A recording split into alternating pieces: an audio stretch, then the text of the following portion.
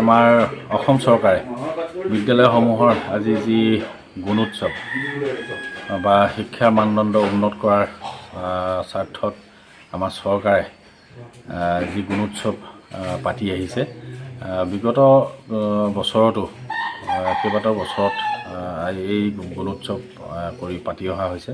তেতিয়া ময়ো সেই গুণোৎসৱৰ পাতোতে প্ৰথম দুটা বছৰ পাতোতে মই তেতিয়া শিক্ষকতাই কৰি আছিলোঁ। গতিকে যি শিক্ষাৰ গুণগত মানদণ্ড উন্নত কৰাৰ স্বাৰ্থত আমাৰ চৰকাৰে যিখিনি পদক্ষেপ লৈছে, ইয়াৰ কাৰণে আৰু শিক্ষকসকলক ছাত্ৰ ছাত্ৰীসকলক যিখিনি শৈক্ষিক পৰিৱেশত যিখিনি কৰিব লাগে, শৈক্ষিক পৰিৱেশ উন্নত কৰাৰ স্বাৰ্থত বা উন্নত কৰাৰ কাৰণে ছাত্ৰ ছাত্ৰীসকলে যিখিনি কৰণীয় বা শিক্ষাগুৰুসকলে যিখিনি কৰণীয়, এইখিনি সকলোখিনি দিশ আমাৰ এই গুণোৎসৱত পৰিলক্ষিত হয়।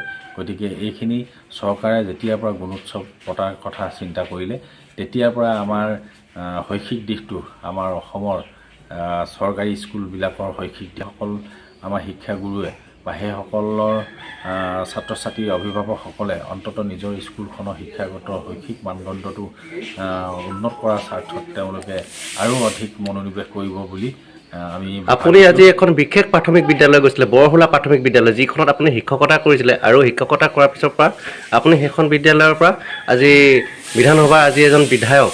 গতিকে আপুনি আজি তাত গৈ কেনেকুৱা এটা অনুভৱ হ'ল সেইটো হ'ব? বিদ্যালয়খন যিহেতু সেইখন বিদ্যালয়ৰ পৰা মই 2019 চনত মই VRS ল'লোঁ সেইখন বিদ্যালয়ৰ পৰাই, আৰু সেইখন বিদ্যালয়ত নিজৰ বিদ্যালয়খন কোনোটো পাহৰিব নোৱাৰে, সেইকাৰণে বিদ্যালয়খনলৈ গ'লোঁ। আজি ভাল লাগিলে ছাত্ৰ ছাত্ৰীসকল বা শিক্ষাগুৰুসকলে, মোৰ যিসকল শিক্ষাগুৰু আছিলে, প্ৰধান শিক্ষককে ধৰি সতীৰ্থসকল আছিলে, তেওঁলোকৰ যি আমাৰ আগৰ আন্তৰিকতা মৰম চেনেহ আছিল, সেইখিনি আজিও অটুট আছে। তেওঁলোকক মই কেতিয়াও জানিবলৈ বা অনুভৱ কৰিবলৈ দিয়া নাই যে মই এতিয়া মই বিধায়ক হ'ম, কিন্তু আগৰ যেনেকৈ মই শিক্ষাগুৰু হিচাপে সেইসকলৰ লগত আছিলোঁ, আৰু তেনেধৰণেই আজি মই আগতেও মাজত মই গৈ আছোঁ, মই কেইবাদিনো গৈছোঁ তালৈ।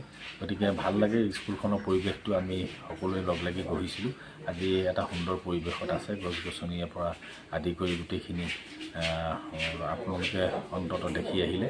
গতিকে এই সকলোখিনি অকল বিদ্যালয় পৰিৱেশটো এটা ধুনীয়াকৈ সজাই তুলি থোৱাটোৱে বা সজাই পৰাই ৰখাটোৱে আমাৰ শিক্ষাগুৰুসকলৰ ছাত্ৰ ছাত্ৰীসকলৰ কৰ্তব্য।